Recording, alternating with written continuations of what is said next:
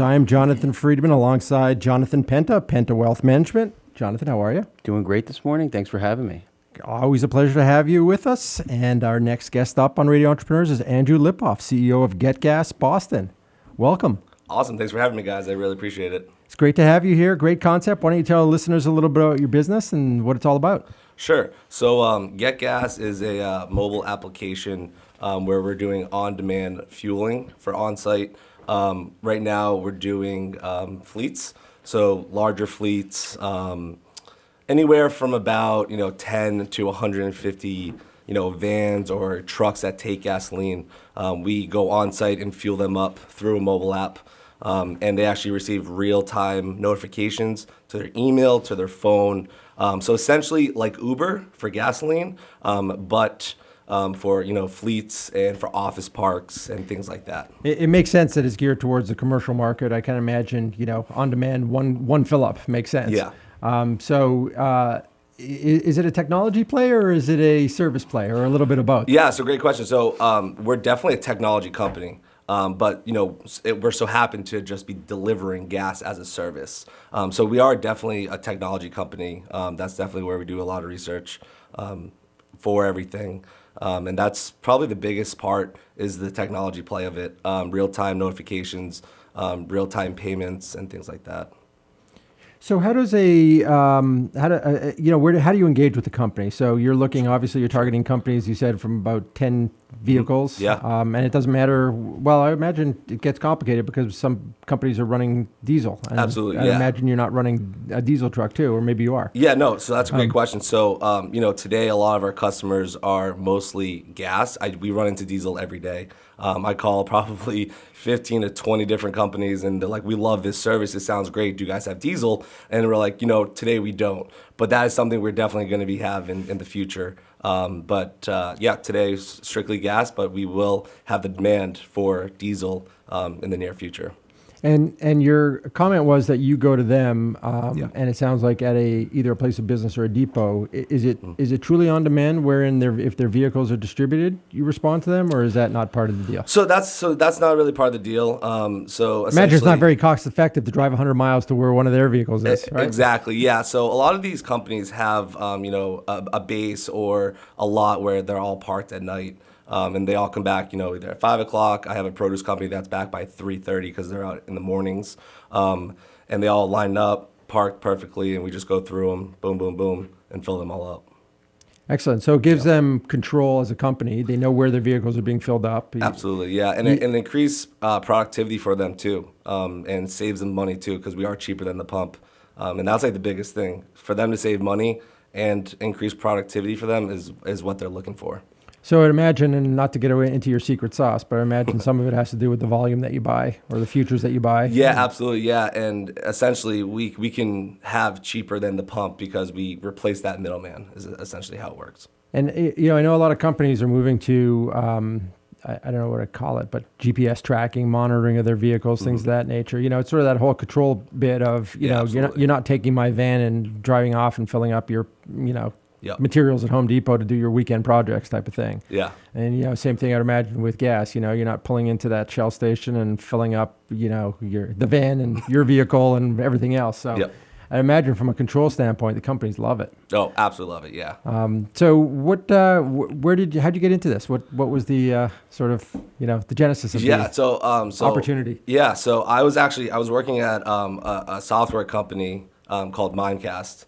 And that's where I was actually previous, and I was in sales there. I loved it, and I kind of had the vision for GetGas before then. But learning the software of where I was, I knew kind of what I wanted in my head for GetGas. All in one platform, very easy to use, and something that's going to work. That's what was the biggest thing for me is I wanted the technology side of things to really work and be easy for somebody to use. And that's where I put a lot of my time and also my father's time into is the technology side of things. And then the brand obviously too as well, because branding is huge for me too. I believe you really need to build a really good brand, have a great logo and things like that, get people's attention. So the technology side of things, the branding, and then obviously the service of the gas. But the technology side of things was probably the most important. Okay, there's a soft buy. You walked right into that one. Get gas. I've got gas. So you guys really developed. What was the time frame for developing the opportunity and Sure. from concept to Yeah. launch? So concept, I mean, I thought about this concept back in 2000, I want to say 2015. And it was just more of like, why is no one doing this? This is such a great idea. Like, someone should be doing this. And at the time, there was this one company out on the West Coast that was doing it. And, I was watching them for a little bit and kind of saw what they were doing really well and saw, some improvements that I think would have worked. And kind of was like, you know what, I'm going to really try to take a leap and, quit my job and try to do this full time. And, it's going great right now. We have one truck. We have a demand for about 8 or 9 trucks right now, which is a good problem to have. We're really excited for where this could go. That's what I was just going to ask you, so you led me right to it. So Yep. what's the vision for, Sure. where you'd like to take this over the next 2, 3, 4, 5 years? Yeah, absolutely. So, I like to, grow it as much as possible, but at the right speed. I don't want to grow too big. But I mean, 2, 3 years, I love to have, 25 trucks here in, Boston, and then expand it to New England, and then also, hopefully eventually around the country as well. Wow. Okay. So, you talked about the technology play, and I know that a lot of people that go into what they consider to be technology companies find, a ton of challenges that they didn't envision. Was that a big challenge for you in building out the platform and the software? Yeah, absolutely. I mean, just like, with any kind of technology, there's always going to be some bumps and hiccups. But, really learning about technology and kind of the vision of what I wanted it to do, it definitely was a struggle at first just because there's so many moving parts, especially with an application. But I feel like it came to a point where it's kind of just very difficult on how some things I really wanted and really, really wanted, but it just wasn't possible to do. So you got your vision and you got reality. Right? Exactly. Yeah, So you got to bridge exactly, the gap yeah. somewhere and say, Exactly. okay, we're good to launch with Exactly. this, and Yeah. we'll refine as we go along. Exactly. And Yeah. I mean, we're making That's- improvements to it every week. One of the beauties of technology, it's never done. Absolutely, Right? yeah. But what about the practical side of, because I imagine there's a fair amount of regulatory issues with hauling gas around. Sure. Yeah. And, it's sort of controlled. Was that a new, experience for you, sort of getting into the regulatory minefield, so to speak? Yeah, absolutely. I mean, I had no idea, anything about oil trucks or anything about gasoline in general. Are there regulations anywhere for this? And there wasn't. This is so Really? new, and Wow. not a lot of people. So there was no regulations really for this in the Commonwealth. And then me and my father worked with the state to really get the regulations to where we think they should be, and help out in any way possible to try to get it moving. And we have the only license in the state to do a mobile fueling is what it's called. And then what's your capacity on a daily basis? You're limited by one truck, or is that multiple fills a day? Yeah, so for I mean, right or? now, yeah. So my truck holds 1,200 gallons, and we're filling that 2 to 3 times a day. Yeah, so we're doing that a lot. So the demand's there. So I'm just waiting, hopefully for a couple more trucks. Hopefully by the first quarter is when Excellent. we're thinking for more trucks. Wow. Yeah. So you guys are really. And when was the official launch? So Or you should say when you fill your first tank. Sure, yeah. So we filled our first tank July 9th, I believe. Wow, so really quick. So really quick, yeah. So it was in July, and we've just expanded to our clientele from the commercial side of things to office parks. So if someone's at work wants to get gas too as well, that's something we also provide for office parks as an amenity too. Okay, so geared towards the commercial side, the office park. You need volume. Yeah, volume. Yeah, exactly. Yeah, so the volume side of things, and my last job I was at, everybody loved amenities, the free lunch, Sure. the gym, the basketball gym, all that stuff. So you might as well add gas to it. People come from New Hampshire, people come Yeah. from Rhode Island. That 15 minutes, no one wants to stop. I know I don't want to stop. Right, So that 15 minutes, everyone wants back in their day. So it's just while you're writing an email, you can also get your tank filled as well. That's fabulous. Really innovative concept, or a really neat concept, and again, the vision for scaling it. Yeah. And is it limited? Would you have a depot, so to speak, where you would have trucks, that are parked and fill up in the morning, or you don't store your own gas at this point? So today we go to another rack, but that is definitely something we're definitely interested in, opening our own rack and just being able to, fill up there, have multiple trucks, stay there, and it's just more convenient for everybody. Do you know what size? Because one of the things that I would see in a limitation on a size, it seems to me that at a certain scale, there's companies that have their own tanks. Yeah. And I don't know if that's at 100 vehicles or where it makes sense. And that may also be an environmental thing where it doesn't exist as much anymore as it used to. Yeah, so that you kind of just hit it right there. So it depends, to be honest, on the town and the city.